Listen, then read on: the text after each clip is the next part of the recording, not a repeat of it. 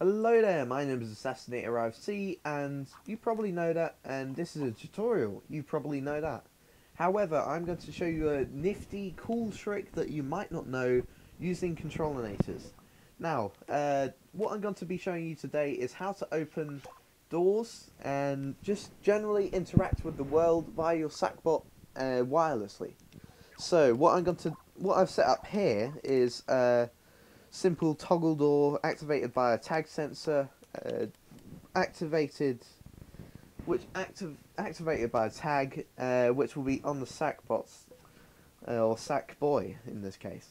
So it goes through my microchip, my currentless direction splitter into two alternate in-out movers, one in, one out, and this will toggle the different variables, and just to stop things flying away in the event of a fail, I'm just going to add these, and they look hideous, so I'm going to do that.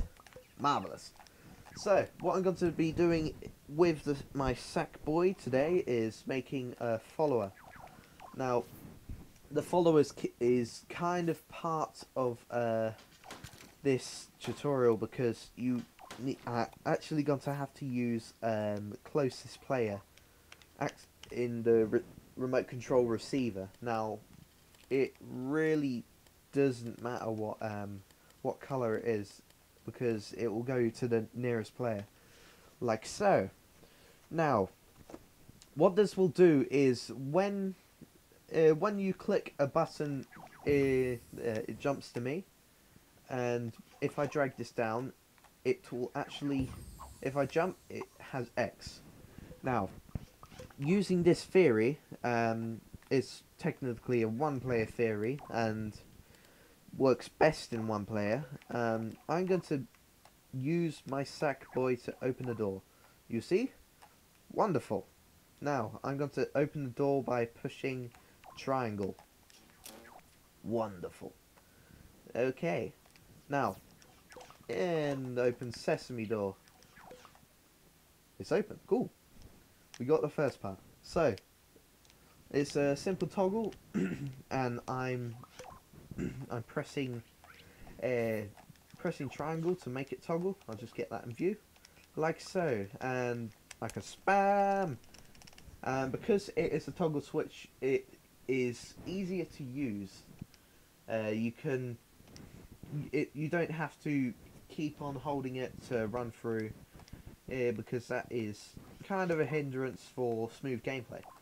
Now, what I'm going to show you next is also using the controls on my sackbot, and it will be using the D-pad. Now, what I want is direction splitter, and what I'm going to do with this is I'm going to split the D-pad up and down. There we go, and that will control in and out on the door.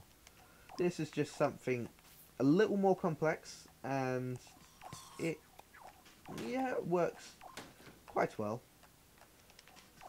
And it's probably not the simplest thing that you can make for a door, but it is probably a cool gameplay idea. There we go. And what we're going to do is we're going to get the directional splitter, and we're going to actually use a counter. Yeah, this is probably not the best way to do it, but it is certainly a way that works. So here we go. So the counter will be activated by one switch and reset by the other one, as long as we set it to a perma counter sector, which is just 1 out of 0. It will activate this. I actually need a NOT gate here, like so. NOT gates inverts the current. I hope you know that. It's quite helpful, as it would say. So I'll just link that up, and like so, fiddly-dee, we got that going. Now that is, I want that to be moving out, and that's moving in, and I'm also going to be putting a blue tag. So we got a blue tag and we got a green tag. So using that directional splitter that we have, we're going to link up a positive and a negative tag. So you can't really activate them both at the same time unless you are elite hacker, and it will probably ruin the effects, but you're unlikely to do it if you know what you're doing. Yeah. Righto, so here we have it. I click up and pause the game, and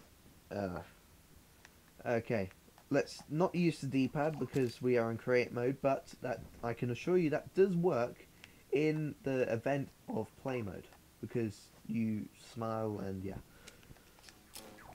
But that can be taken, that setting can be taken away if you use a sackbot and disable poppet control, and then you can't really, yeah. So, using this, I can toggle. You'll see. So, it's a door. I'm pushing left to make it go in and right to make it go out. And it, yeah, you can leave the door open and get a draft, but it's more of a technological showcase, I would say. And just quick demonstration of that.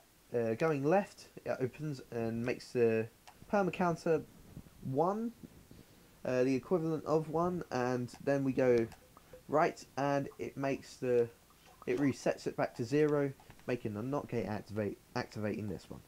So that's pretty much all I have to show for you today. Be sure to ask for any tutorials if you want help. I will try and come up with a solution to them.